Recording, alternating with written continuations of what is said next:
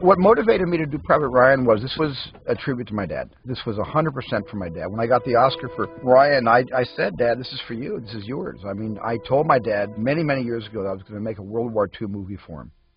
The only thing that disappointed my dad was it was about Europe, not Asia. And my dad said, but Steve, you didn't tell my story. What about the 490th Bomb Squadron, you know? What about those who flew the hump, my friends who were lost flying the hump, you know? I said, no, Dad, you're right. I didn't tell that story, but this is for your generation. I remember having the first industry screening of Raiders of the Lost Ark, and I had two director friends of mine who I really respect saying, wow, the greatest sequence of this movie is the first 50 minutes for that rolling ball and the spiders on the guy's back. And I kept thinking, oh, my God, I taught myself in Raiders, and the movie never recovered. And I felt I was about to do the same thing when I shot Saving Private Ryan. I didn't quite know what that opening sequence was going to be because I shot the whole movie in continuity, and I also certainly shot the whole first sequence in continuity. The first shot of the movie is Tom Hanks' hand shaking his canteen to his face, reveal his captain's bar, and show it's Tom Hanks and pull the camera back in the Higgins boat. That was the first shot of the movie, and I went right through to the end of the picture in continuity, which meant that I was making up the entire opening attack of Omaha Beach, the landings. When I say made it up, I didn't make up things that didn't actually happen, that Stephen Ambrose hadn't written about or other veterans hadn't informed me of. But I did the whole thing stream of consciousness. I had no storyboards, no pre-visualization on the computer. Did the whole thing from actually up here in a weird way, it being informed by all the literature I'd read about the up-close and personal experience of what it was like to survive that day on Dog Green, Omaha Beach.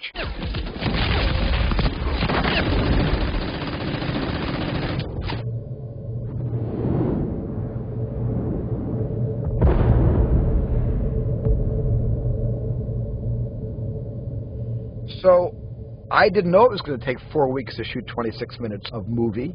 I didn't know it was going to take 24 days, 6 to 8 weeks in Ireland. And when people came over to me and said, are we going to be done next week? I'd say, I don't know, because I've just gotten to the seawall. I haven't even gotten up to the Vierville Draw yet.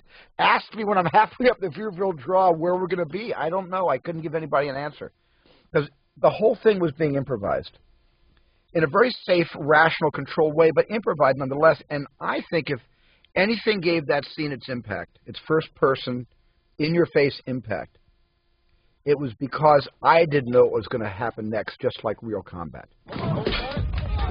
Jesus! Come on, lucky bastard! Keep him moving. This particular movie, we felt like we were making a contribution. We were actually thinking, you know, without patting ourselves on the back, that this movie was going to come out. And I thought nobody would go to see this picture. They might see a few people go the first weekend because Tom Hanks is the star, but they're going to be so turned off by the violence, they're not going to come back the second weekend.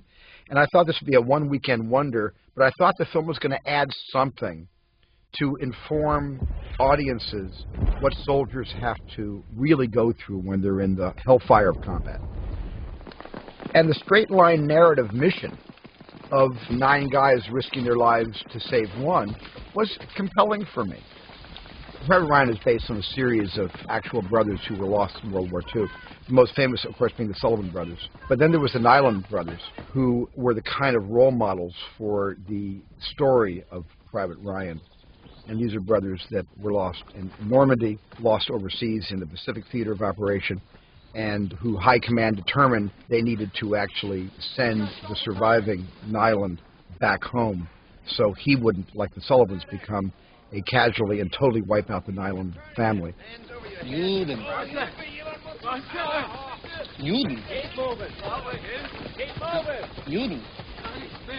I'm Juden, you know? Juden. I really enjoyed making the movie, and I was guilty about the enjoyment because it was bloody, and it was maybe the most violent picture I've ever made.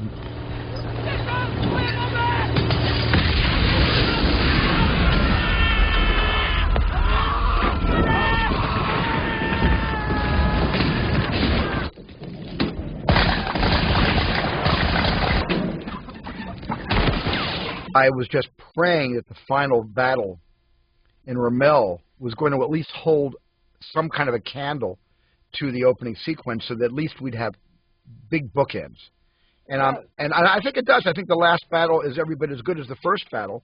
And I think the last battle is better than the first battle because you didn't know who the characters were in the first battle. They were, except for Tom Hanks, everybody was anonymous to the audience.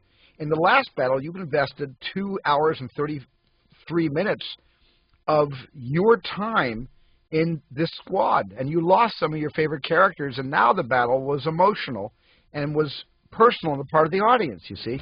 And the audience needed to know a lot about Captain Miller, especially because we were going to allow Captain Miller to make the supreme sacrifice at the end of the movie.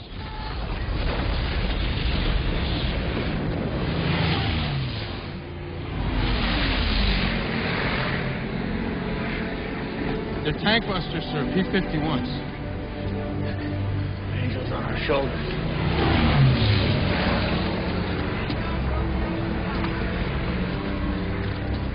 What, sir?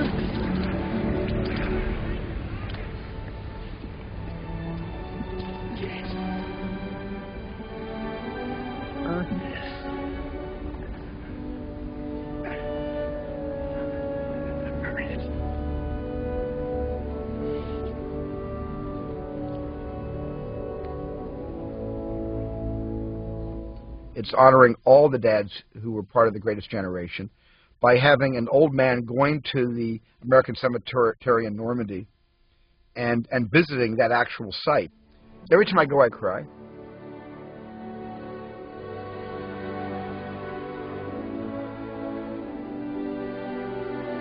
I think the bookends place it in a much larger historical context and show audiences today that this really is about the old men now who were the boys then, who allowed us to have a life today the way we live our lives and to have the relative freedoms that we now enjoy.